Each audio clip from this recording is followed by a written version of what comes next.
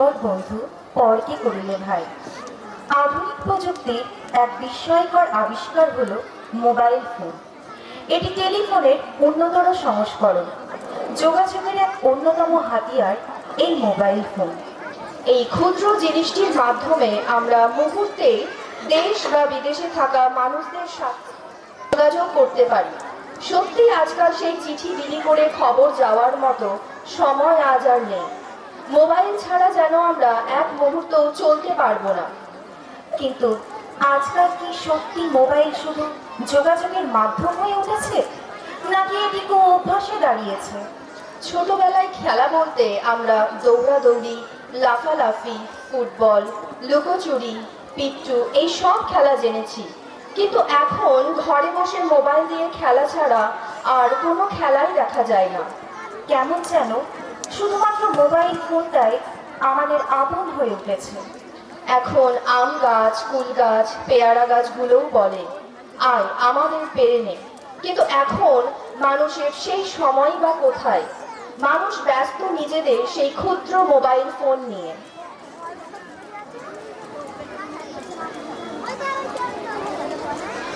আমি হলাম ফেসবুক, সর্বপ্রথম যোগাযোগের মাধ্যম। আমি হলাম হোয়াটসঅ্যাপ। আমি হলাম ইনস্টাগ্রাম, আমার সাথে মানুষ নাচে। আমি হলাম তোমাদের সেই গুগল, আমি তো সবকিছু জানি, এক কথায় নকল দুনিয়ার বাচ্চা।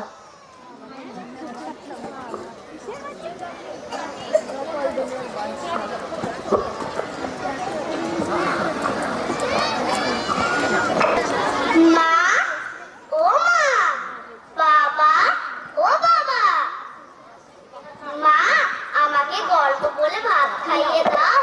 সময় নেই, সিরিয়াল দেখছি, ফোন থেকে নিজে নিজে ভাত খাও।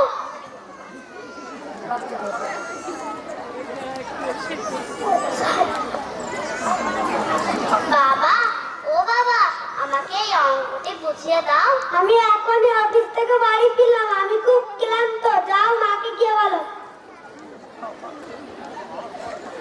মা, তুমি অঙ্কটি বুঝিয়ে দাও।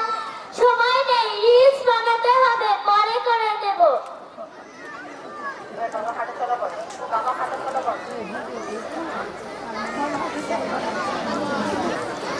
মা, ও বাবা, আমার সাথে আজ একটু খেলা করো না। সময় নেই, বেশি কথা বলো না, একা খেলো তো।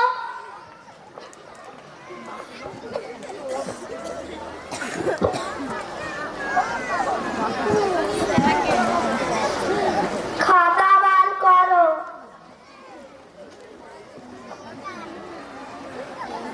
খাতা বার করো, পড়াটা না দেখে দেখো। স্যার, আমার পড়া হয়নি। তুমি কোনোদিনও পড়া করো না, কিন্তু কেন? স্যার, বলো তো বৃষ্টি, 5 আর সাথে কত হয়? স্যার, 8 হয়। তুমি কোনোদিন পড়া করো না, কিন্তু কেন? আচ্ছা বৃষ্টি, তুমি বড় হয়ে কি হতে চাও? স্যার, আমি বড় হয়ে মোবাইল হতে চাই। কেন? কারণ আমার মা বাবা আমার থেকে বেশি মোবাইলকে ভালোবাসে, তার সাথে সময় কাটায়, তাই আমিও মোবাইল হতে চাই। সবশেষে বলা যায় মোবাইল ফোন একটি দুর্দান্ত হাতিয়ার, কিন্তু তা যেন আমাদের জীবনের চালক না হয়ে পড়ে। আসুন আমরা প্রযুক্তির সঠিক ব্যবহার নিশ্চিত করি এবং নিজেদের ও ভবিষ্যৎ প্রজন্মকে এর থেকে আসক্তি থেকে রক্ষা করি। পরিশেষে বলা যায় মোবাইল ফোনের ব্যবহার কমানো এবং বাস্তব জগতের সাথে যোগাযোগ বৃদ্ধি করাই সুস্থ থাকার চাবিকাঠি।